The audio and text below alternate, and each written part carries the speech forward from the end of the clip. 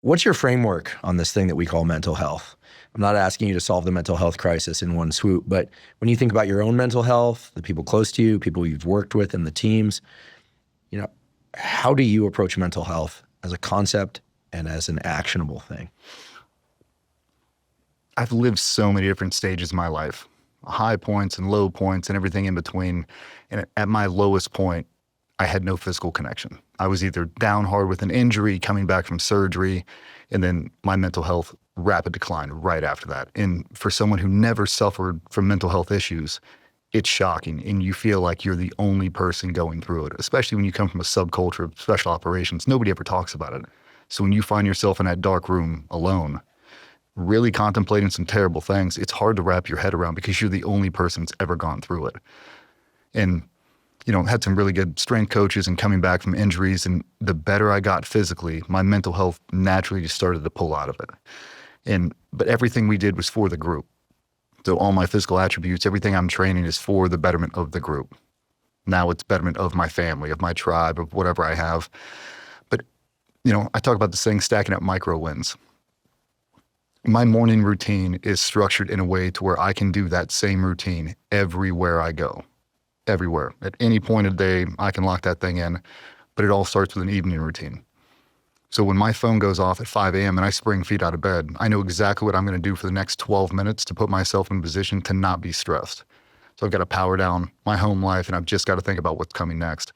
So laying out the clothes the night before, my bottle of water is filled, my pills are out, my toothbrush is out, everything is set. So as soon as I get up, by the time I get to making my morning cup of coffee, I've done 25 things inside of my control.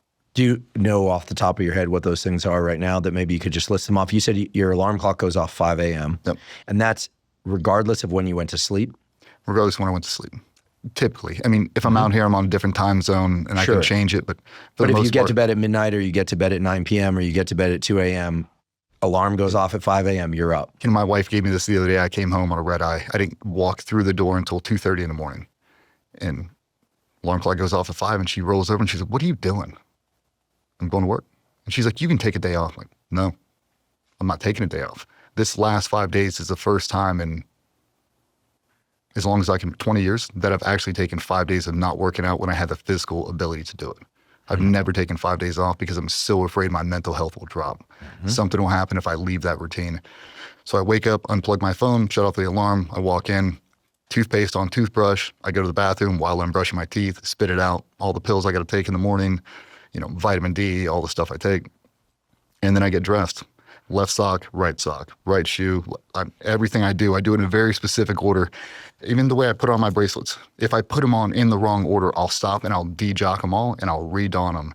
Just because that's one simple thing. I'm not rushed. I'm not under duress. I'm in control this entire timeline. And that way when I get to the kitchen, I don't feel like I'm frantic. Where are my keys? Where's my wallet? Where's my bag? Everything's in a system right now to where I can step in that car. I'm not stuck behind a school bus. My car has gas in it. My phone's at 100%. Because we've all been there. Everybody's a normal person. I wake up. My wife wants to have a 15-minute conversation. That puts me behind that school bus that I'm typically not behind. Now I'm late for my first meeting. I've got to rush through my workout. I don't have time to take a shower. All that is going to cascade. It's going to put me to be the person I don't want to be when I have to walk into that first meeting.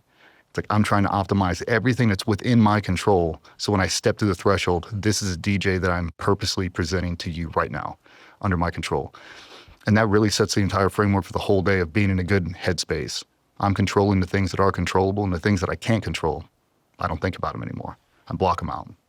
I love the regimen and your adherence to it. I'm curious about your mindset when the alarm goes off, meaning where is your head? I guess I know you're human, and I understand enough about the brain to make an assumption, which is that you don't wake up every morning with the alarm going off at 5 thinking, great, I'm going to get up and just roll right into the day. That there may be times when you consider, going into fetal position, it's warm under those covers, but also that your mind, like anyone else's, probably starts spinning. It leaps to the past, leaps to even a little more stress than you'd like, a little more lethargy, this kind of thing.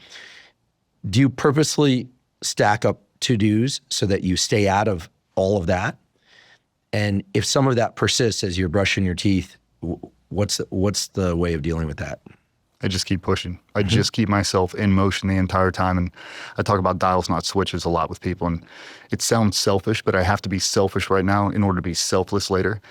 So I tell guys, as soon as that alarm clock goes off, I'm not thinking about my wife. I'm not thinking about my kids. I'm thinking about being as efficient as humanly possible. And I'm trying to hit that gym so I unrack at 0-7 the best version of me. And I can't do it if I'm thinking about a fight or an argument we had with the wife the night before, the kids and this and that. I have to be selfish right now because it's the only block I'm going to have for me to optimize myself. Because at 10 a.m., I'm going to get pulled from 50 different directions. It's the exact same thing when I go home. So now between the hours of 10 a.m. and 6 p.m., I'm only thinking about work. I don't think about my wife, don't think about my kids. I only think about the team and everything we're trying to do. At 6, you can watch, and I tell everybody, if you would put a hidden camera in my car, it'd break the internet. I do it every day. I slam that car in the park. I put my phone on Do Not Disturb. I check social. I check all my texts. I'm good. There's no phone calls, and I've got a 12-minute drive from door to door. Those 12 minutes, I put on Chris Stapleton, something that makes me feel good, that calms me down, and I pre-rehearse everything that's going to happen the moment I hit that garage door opener. Really? I do it every single day. I realize it's personal, but to the extent that you're willing, maybe share a couple of what you're rehearsing. I pull onto the driveway, I slam it back in park, I check my phone one more time, and I tell myself, you're only going to have 3 hours from 6 to 9 to be the person they need you to be. You got to be a full-time dad right now. You got to be a full-time husband. And I don't get it right every time. Some days I drag that stuff home with me, two-hand texting frantically, but I really try not to. And before I hit that garage door, I tell myself, they don't know what's going on. They don't know the stress you're at work. She's had her own day. They've had their own day. I've got a daughter in 7th grade. I've got another one, 2nd grade. We got to work through this whole thing together. And it's what version of me do I want to present to them right now? I'm going to walk in, bags over my right shoulder. I'm going to clear the threshold and make an immediate 90-degree turn. And there's going to be that 7-year-old. And she's a huge ball of energy. She gets all shaken. She runs at me at full blast. And I pick her up, shake her, kiss her, 100% love. Take an immediate right in the kitchen. There's my oldest, usually eating something before homework's about to start. Give her a kiss, give her a hug, ask her how her day was. Straight to the room to see my wife. Because she gets a 30-minute buffer before she has to go upstairs and lock in with 7th grade homework. Check her. What do you need? If you can fold the towels, if you can start dinner, done. Boom, boom, boom, boom, boom. So my last interaction in the morning was positive. I left on a positive note. The first interaction you're getting at the end of the day is in a positive note. And regardless of how I'm feeling, if I have to fake it, I'll fake it. Mm-hmm. I got 3 hours. And if you space out over the course of the 5 days, I don't have a lot of time to make positive memories just because of work and stress and everything else. I'm trying to maximize those 3 hours. And then when I do, it feels like you can do no wrong. But every night after we finish dinner, me and my wife do a 20-minute walk. 10 minutes for her. So as soon as we start it, tell me about your day. Everything she wants to vent through, everything we had to get caught up on. We hit the halfway mark right around this park, and then it's my turn for 10 minutes. Average human can walk a mile in 20 minutes. Helps circadian rhythm, helps digestion. Mental clarity. I'm not on my phone. There's no stimulus. I'm watching the sunset. But now it's 20 minutes just for us to reconnect, and we do it every single day. Unless it's a torrential downpour, we're doing it every single night. And our marriage has never been better. My physical health has never been better. And then my time with my kids, I can be accountable for every single minute in my day. Did I maximize that opportunity? No. Why? Because I drug that dude home with me from 2:30 in the afternoon. I drug him all the way home till 6. That's not who they need. They don't need a commando. They don't need a business owner. They don't need an entrepreneur. They need a dude that's going to have a tea party right now, or a guy that's going to talk about how difficult navigating 7th grade is. She really needs a husband that's going to be fully present, because I haven't been for the majority of our marriage. I've been gone 300 days out of the year. She really just needs a buddy who's going to help parent. And if I'm not mentally there, I'm never going to get there. So I set conditions where I can be the person I need to be no matter what threshold I'm walking through. And it's been hugely beneficial for me.